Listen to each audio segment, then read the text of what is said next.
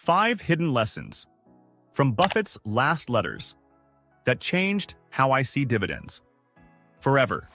Warren Buffett collects over $6 billion in dividends every year, yet his company hasn't paid shareholders a single penny in dividends since 1967. And that one time? He calls it his worst financial nightmare. Here's what's even crazier. The investors who bought Berkshire hoping for dividends? They're now 10,000% richer than if Buffett had paid them out.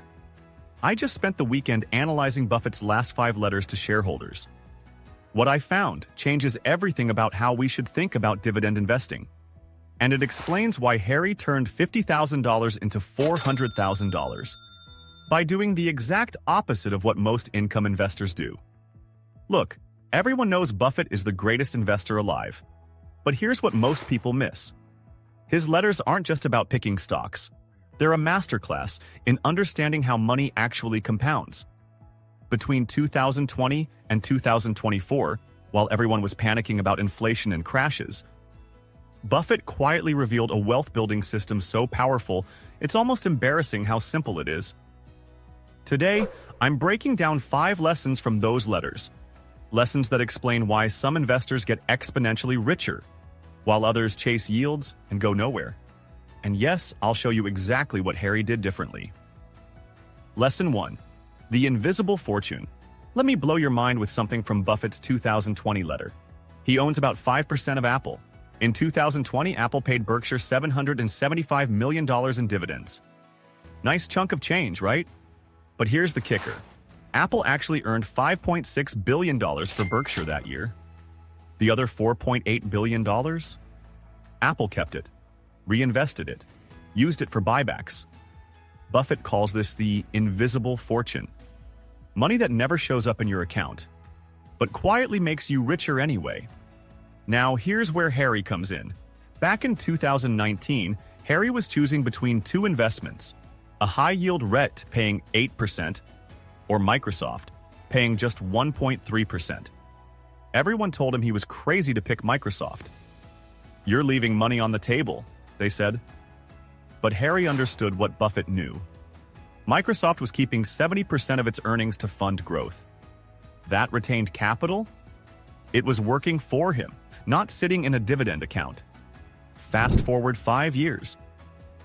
The REIT investors collected their 8% yearly. Harry's Microsoft position grew 180%. Plus, the dividend itself doubled. His total return crushed the income investors by 300%. This is what Buffett means when he says, "What's out of sight should not be out of mind." The money companies keep and reinvest, that's often worth more than the dividends they pay. Now, if this is already changing how you think about dividends, do me a quick favor. Hit that like button. It actually helps YouTube show this to other investors who need to hear it. Because what I'm about to show you next? It's the reason Harry never has to worry about money again. Lesson 2. The Coca-Cola miracle. But wait, doesn't Buffett love dividend stocks? Oh, he does. But not the way you think. Check this out from his 2022 letter.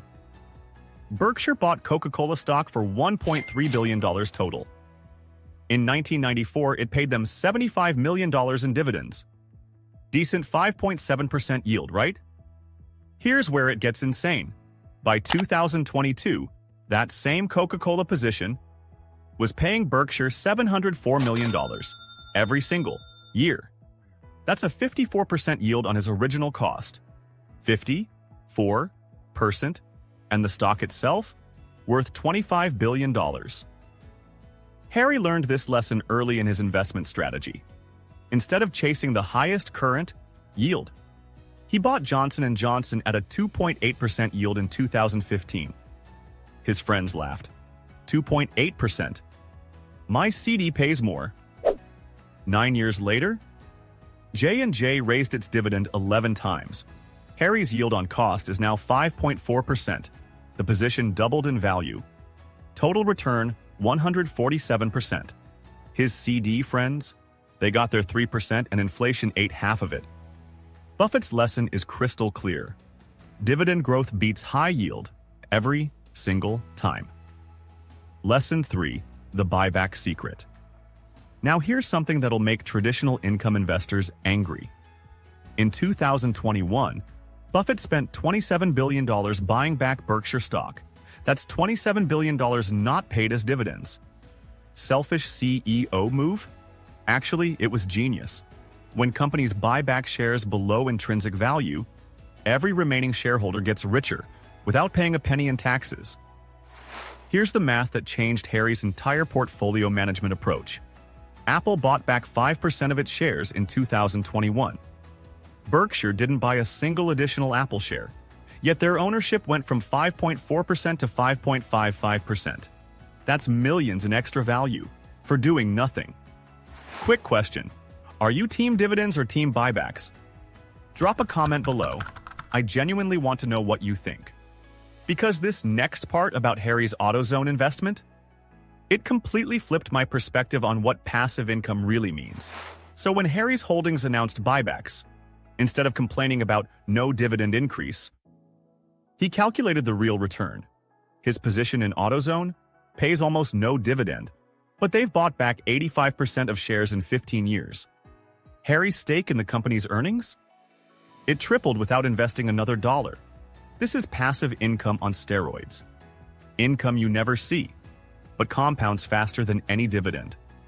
Lesson 4. The Fortress Principle. But here's the part nobody talks about. Berkshire sits on $160 billion in cash. That's money earning maybe 5% in T-bills. Surely Buffett could get better returns. His 2023 letter revealed why this matters for retirement planning. Never risk what you have and need for what you don't have and don't need. Harry applied this to his own portfolio. While his friends went all in on high-yield dividend stocks, Harry kept 20% in cash and short-term bonds. "You're missing out on gains," they said. Then March 2020 happened. His friends watched their safe dividend stocks crash 40%. Some cut dividends entirely. They had no cash to buy the dip. Harry? He deployed his cash at the bottom, bought quality companies at fire sale prices. His financial planning included preparing for opportunity. That defensive 20% became his biggest winner. Because when everyone else was forced to sell, Harry was buying future dividend aristocrats at 50% off. Buffett's lesson: financial strength matters more than current yield. By the way, if you want to see exactly which dividend aristocrats Harry bought in 2020, make sure you're subscribed with notifications on, because next week I'm breaking down his entire crisis playbook. But this next lesson, this is what separated Harry from everyone else. Lesson 5. The concentration secret. This last one from the 2024 letter is controversial. Buffett owns just 5 stocks that make up 75% of Berkshire's portfolio: Apple, Bank of America, Coca-Cola, American Express, Chevron. That's it. 5 companies. Most financial advisors would call this insane. Diversification is the only free lunch, they scream. But here's what Buffett knows. When you own exceptional businesses, concentration creates wealth. Diversification protects it. Harry took this to heart with his investment research. Instead of owning 50 stocks he barely understood, he owned 8 companies he knew inside out. He read every annual report, tracked every earnings call, understood their competitive advantages. When one of his companies stumbled, he knew if it was temporary or permanent. When they were undervalued, he bought more. His concentrated portfolio beat the S&P 500 by 4% annually. Over 20 years? That's the difference between $300,000 and $650,000. But here's the key, and even Harry missed this initially. In 2024, Buffett revealed something new. He's getting $812 million in dividends from Japan. 5 Japanese companies nobody's heard of, paying growing dividends for decades. Why does this matter? Because great dividend growers exist everywhere, not just in the S&P 500. Harry's latest move? He's buying European dividend aristocrats. Companies with 50-year dividend growth records, trading at half the valuation of US stocks. His wealth-building strategy just went global. And that's following Buffett's newest playbook exactly. So here's what Buffett's really teaching us. Stop thinking like an income investor. Start thinking like an owner. It's not about the dividend check. It's about the earning power, not about current yield, but about growth in value. Harry's portfolio proves it works. $50,000 became $400,000, not through trading, not through speculation, but by understanding these 5 principles. Let me leave you with Buffett's 5 commandments for long-term wealth. 1. Value retained earnings as much as dividends. They're invisibly compounding your wealth. 2. Buy dividend growers, not high yielders. Time transforms modest yields into fortune. 3. Celebrate smart buybacks. They're tax-free dividends that keep giving. 4. Keep your fortress strong. Some cash preserves your ability to capitalize on opportunity. 5. Concentrate on quality. Knowing a few great companies beats owning many mediocre ones. These aren't just theories. Coca-Cola pays Berkshire 54% on its original cost.